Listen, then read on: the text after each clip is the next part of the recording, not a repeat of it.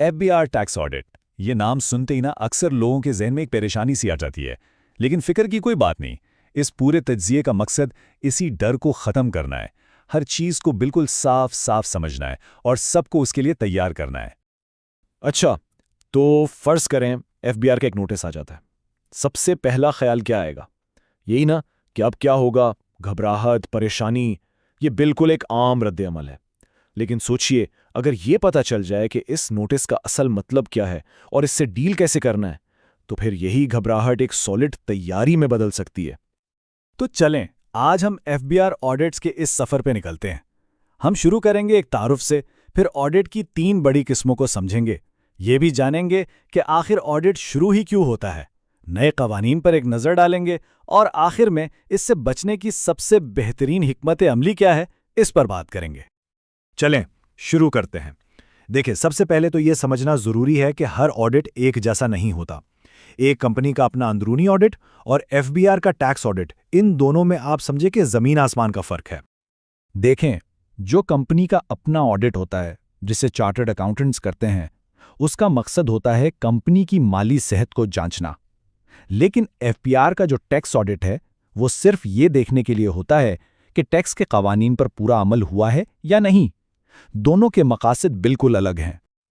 अच्छा जी, अब आते हैं इस तज्जिए के सबसे अहम हिस्से की तरफ। इनकम टैक्स के मामले में ना आमतौर पर 3 तरह के ऑडिट्स का सामना हो सकता है। आइए देखते हैं ये कौन से हैं और इनमें असल फ़र्क क्या है। पहला है सेक्शन 177। इसे कहते हैं कॉम्प्रहेंसिव ऑडिट। मतलब ये एक बहुत ही गहरी जांच पड़ताल है। इसमें एफबीआर सारे माली रिकॉर्ड्स, सेल्स, खरीदारी, अखराजात, सब कुछ देखता है। ये समझ लें कि ये खातों का एक मुकम्मल फाइनेंशियल एक्सरे है। दूसरा है सेक्शन 122(1). ये है आमदनी छुपाने का ऑडिट।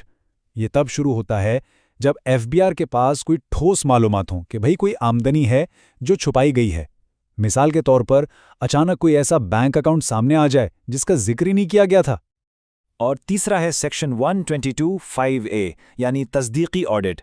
इसका मकसद पूरे खातों को छेड़ना नहीं है, बल्कि सिर्फ किसी एक खास चीज़ को चेक करना है जो गलत या सरकारी खजाने के लिए नुकसानदेह लग रही हो, जैसे कोई बहुत बड़ा तोहफा या विरासत।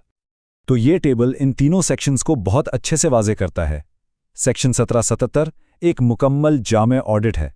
122(1) ठोस मालूमात की बुनियाद पर होता है, जबकि 122(5)(a) सिर्फ एक मशकूक एंट्री की तस्दीक के लिए है। इस फ़र्क को समझना बहुत बहुत ज़रूरी है। तो सवाल यह है कि ऑडिट आखिर शुरू कैसे होते हैं?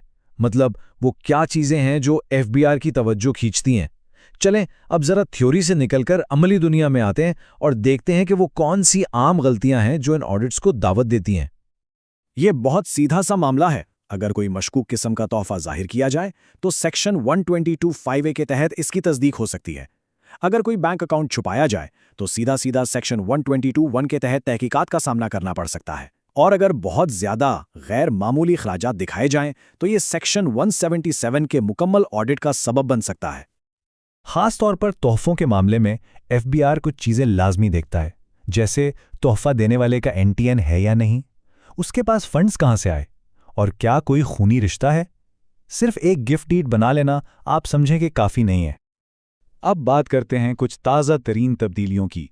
टैक्स कानून आप जानते हैं हमेशा बदलते रहते हैं और हाल ही में कुछ ऐसे नए रूल्स और नोटिसेस आए हैं जिनका जानना सबके लिए बहुत अहम है। हाल ही में जो फाइनेंस एक्ट आया है उसमें एक बहुत अहम उसूल मुतारिफ कराया गया है। अब ऐसे सप्लायर से खरीदारी करना जिनके पास एनटीएन नहीं है, इसके काफ़ी संगीन नताइज हो सकते हैं। हुकूमत का जोर अब मईशत को डॉक्यूमेंट करने पर है। और नतीजा क्या है, ये हिंदसा याद रखें, 10%। मतलब गैर रजिस्टर्ड सप्लायर से की गई खरीदारी का 10% हिस्सा खर्चा माना ही नहीं जाएगा और उसे सीधा काबिल टैक्स आमदनी में शामिल कर दिया जाएगा। ये एक बहुत बड़ी तब्दीली है वाकई। इसके अलावा आजकल एफबीआर कुछ खास शोबों पर बहुत तवज्जो दे रहा है। मैन्युफैक्चरर्स और डिस्ट्रीब्यूटर्स को सेल्स की मालूमात के हवाले से नोटिसेस में इजाफा हुआ है और एडवांस टैक्स की अदायगी पर भी सख्ती बढ़ गई है। इन नोटिसेस का वक्त पर जवाब देना बहुत ज़रूरी है। तो इतनी सारी मालूमात के बाद असल सवाल तो ये है कि किसी भी ऑडिट से कामयाबी से निपटने का सबसे बेहतरीन तरीका क्या है। इसका जवाब शायद हमारी सोच से भी ज़्यादा सादा है। देखिए, इस मामले में टैक्स माहिर मुल्क जलील अवान की एक बात है जो पूरी बहस का निचोड़ है। वो कहते हैं रिकॉर्ड वकील के पास नहीं होता, रिकॉर्ड अपने पास रखें। मतलब साफ है, जिम्मेदारी वकील की नहीं, टैक्स दहंदा की अपनी है। असल केस तो रिकॉर्ड पर ही लड़ा जाता है। तो सवाल यह है कि बचाव कैसे हो, वो डिफेंस शील्ड क्या है?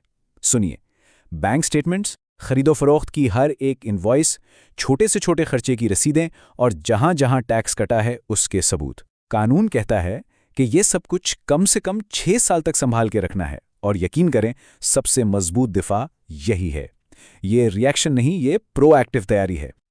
तो आखिर में ये सवाल खुद से पूछना बनता है, क्या रिकॉर्ड इतना मुनज़्ज़म और मुकम्मल है कि किसी भी वक्त किसी भी ऑडिट का सामना कर सके? याद रखें, ऑडिट से बचने का बेहतरीन तरीका घबराना नहीं, बल्कि हर वक्त तैयार रहना है।